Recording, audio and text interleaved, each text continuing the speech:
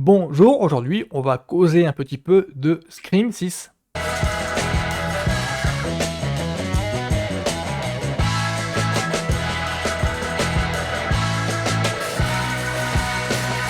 Bon alors je vais être tout à fait clair avec vous sur les Scream, c'est que alors moi je fais partie de la génération, oui, oui, OK boomer avance, qui a vu les premiers Scream au Cinoche, premier Scream qui établit les règles, le côté méta, enfin ce qu'on appelle en fait slasher méta ou méta slasher, enfin les néo slasher proprement dit, enfin qui a lancé la mode des, ce qu'on appelle les néo slasher. Il y a eu celui un des derniers Urban Legend qui ont suivi pas loin derrière parce que pour profiter du succès du Scream, qui a lancé une nouvelle forme de film d'horreur qui est rafraîchissante à l'époque. Alors, j'ai vu les 3 premiers au Cinoche, même le 4 aussi. Le problème que j'ai, moi, c'est que j'ai l'impression qu'à travers le dernier Scream, on ne peut même pas appeler Scream 5, parce que les producteurs ont voulu se la jouer au balin, on va appeler Scream tout court pour essayer de donner une impression de on veut revenir aux ambitions d'origine. Ouais, alors couillon, vous êtes en train de faire un espèce de remake qui essaye de. Espèce de faux remake, faux reboot, parce que ça en fait, c'est une suite que vous avez fait.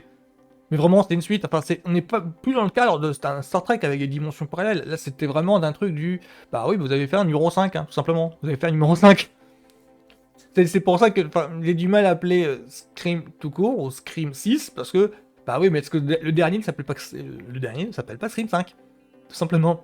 Donc on sent en fait une volonté des producteurs à vouloir relancer la machine, une façon de s'excuser, une façon de dire oui, on a foiré les Scream avec la saga d'origine, on a essayé de refaire un numéro 4 en forme de suite tardive, ça n'a pas marché, et donc on essaye de relancer un petit peu la machine, de relancer un petit peu le truc, et alors, pour ma part, le Scream 5, mitigé, je sens les velléités derrière, je sens le côté, ils veulent faire un bon film d'horreur, mais le problème en question, c'est qu'il y a tellement de trucs qui déconnent avec le casting de base. Enfin, on avait l'impression de voir un réel numéro 5 plutôt qu'un reboot. Enfin, on avait l'impression de voir ce qui normalement qui devait être le premier, une relance de franchise. J'avais plutôt l'impression d'avoir un opus de plus. Bon, les détracteurs appelleront ça fanservice, mais moi j'appelle ça la culture de film d'horreur tout simplement. Donc là, je regarde Scream 6 et je vous donne un petit avis ensuite.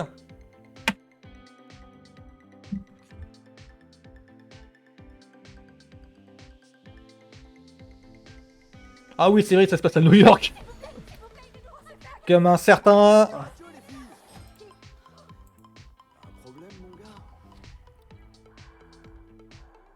Il a une meilleure gueule que les derniers.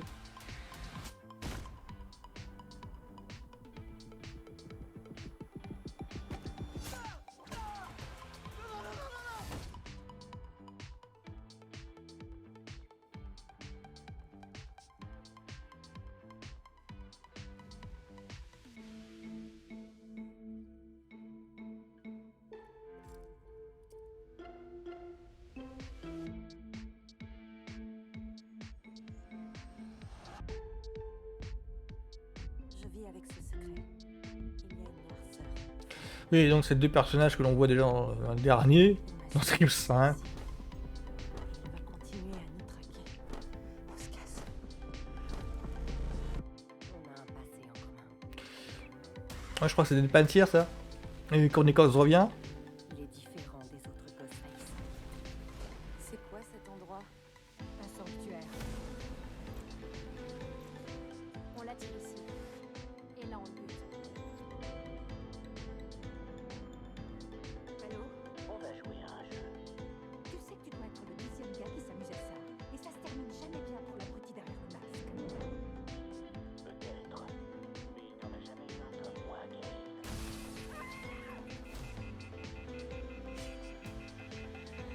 Moi, je suis différent.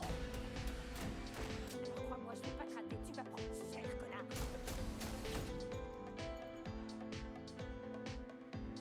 C'est bon, ça rame pas mal là. C'est les situations que l'on voit depuis qu'on a vu des dizaines de fois. C'est moi que tu Ah, veux. quoique. Ok, finissons ça.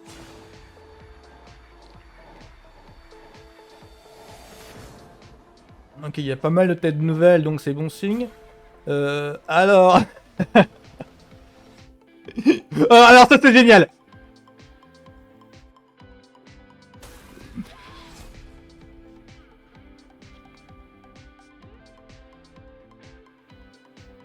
Bah oui, c'est vrai, à New York, il y a ça.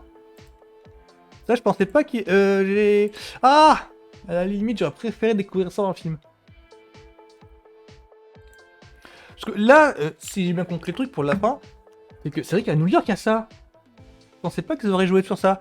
C'est que à New York, donc l'intrigue se passe à New York. C'est ça qui me fait marrer et gentiment sourire, c'est que l'intrigue se passe à New York. Et donc ça fait un film d'horreur qui se passe à New York, un slasher qui se passe à New York, d'office. Vendredi 13, chapitre 8, Jason Takes Mansion, chapitre 8, l'ultime retour. Ça se passe à New York en fait, on voyait Jason qui se déplace à New York. Donc quand ils ont balancé le concept du cette fois-ci ça se passe à New York, tout de suite des gens, il y en a pas mal qui ont fait le rapprochement, dont moi. Mais là je pensais pas que, enfin la dernière scène de ce trailer là me fait penser que effectivement, à New York, il y a pas mal de ce qu'on appelle les Comic-Con, il y a pas mal de... Bah, du coup, il y a pas mal de conventions où on voit des cosplayers, et j'ai l'impression que ça joue sur ça, sur le fait que, bah oui, mais ils se déplacent dans un coin où il y a des cosplays d'amateurs de films d'horreur. Donc Ghost Race en fait partie. Je crois qu'il y a ça. Mais c'est vrai, j'avais pas pensé à ça, c'est vrai que c'est une bonne idée du coup. Parce que s'ils se trimballent à New York dans un coin rempli de cosplayers, effectivement là ça va être parano, saccage en tous les étages. Mais je voudrais pas m'exciter un petit peu comme une pucette parce que c'était un petit peu ce qui a déçu pas mal de gens pour les Vendredi 13 chapitre 8. C'est-à-dire que normalement la promo du film, pour remémorer la promo du film, parce que le film date de 80, hein, le truc dont je parle, le Vendredi 13 chapitre 8, l'ultime retour, chapter 8, Jason Takes Manhattan. La promo du film promettait une intrigue. Jason arrive à New York. Et en fait, dans le film entier, ça se passe entièrement. Le film dure 1 heure, 1h20, 1h30. Et pendant 1 heure, en fait, c'est tout le massacre se déroule dans dans le cargo, enfin dans le bateau, je crois que c'est un cargo d'ailleurs, bah, où Jason en fait trucide les jeunes qui ont visité le coin de Crystal Lake. C'est grosso modo, c'était ça le délire. Et en fait, ça se passait la partie à New York, Manhattan, à proprement parler, ça durait à peine 10 minutes, un quart d'heure. Donc ce qui a poussé, ce qui explique la déception de beaucoup de gens, c'est ah ouais, tout ça pour ça, c'est que la promo entière promet un massacre à New York. Mais vraiment, c'est que les 2-3 images qu'on avait de l'époque, c'est ça. Donc pour Scream, là, j'espère que c'est pas juste une ou deux idées balancées en trailer histoire d'apporter chaland. J'en reconnais que là, ça marche sur moi. Parce que là, du coup, il y a 2-3 idées. Ouais, pas mal. Ouais, pas mal. Parce qu'il y a beaucoup d'autres idées. Par contre, je vois pas trop la différence entre Scream et un autre slasher, genre Terror sur la ligne, je crois. Terror sur la ligne, peut-être. Ah, juste déjà. Enfin, bref, les situations que l'on voit en fait de. Par exemple, Courtney Cox au téléphone dans son appart, en fait, qui se fait poursuivre par le Ghostface. Par le tueur, oui, enfin, le coup de la nana au téléphone qui discute avec le tueur, ouais, enfin, déjà, c'est récurrent, genre, il n'y a que ça dans la Scream. Et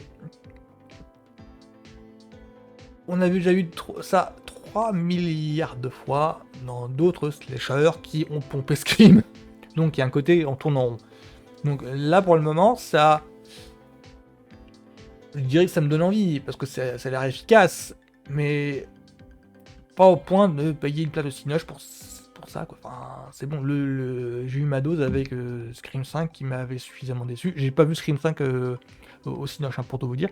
Et je ne regrette pas de ne pas l'avoir vu au Cinoche, pour tout vous dire. Donc c'est pour ça que le Scream 6, ouais, ça, j'ai l'impression qu'en fait, la saga entière est partie en sucette à partir du numéro 4. Il y avait un petit espoir avec le numéro 4. Mais ce petit espoir a été rompu en fait parce qu'ils n'ont pas assumé le bout, le côté on feuilletonise à fond les ballons. Là il n'y a pas de Neve Campbell, David Arquette j'en parle pas parce que si on a vu Scream, le dernier Scream, on sait pourquoi.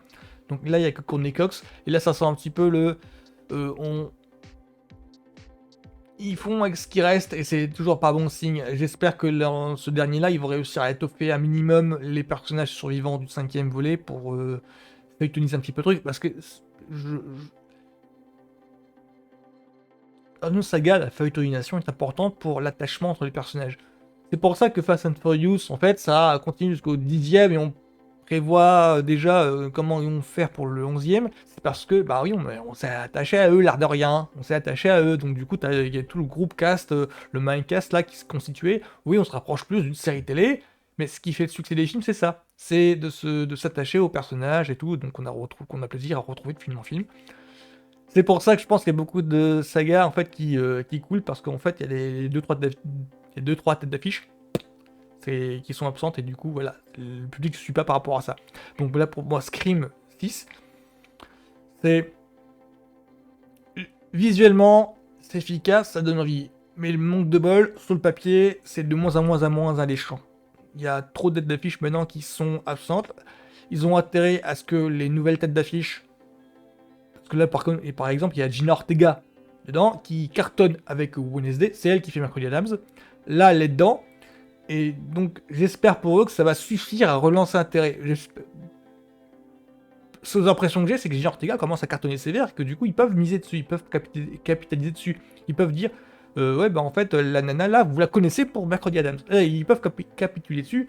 Bah, comme ils capitulaient sur Neve Campbell, Courtney Cox sur Ted Friends, enfin voilà, ce genre de choses.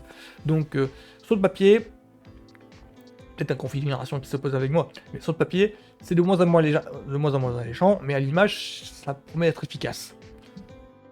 Donc, je suis un petit peu mitigé, on verra ça l'an prochain, parce que normalement, l'an prochain, ah non, ça devrait sortir en mois de mars, si je ne me trompe pas, c'est moi qui suis en retard de un mois, c'est moi qui suis en retard de un an là.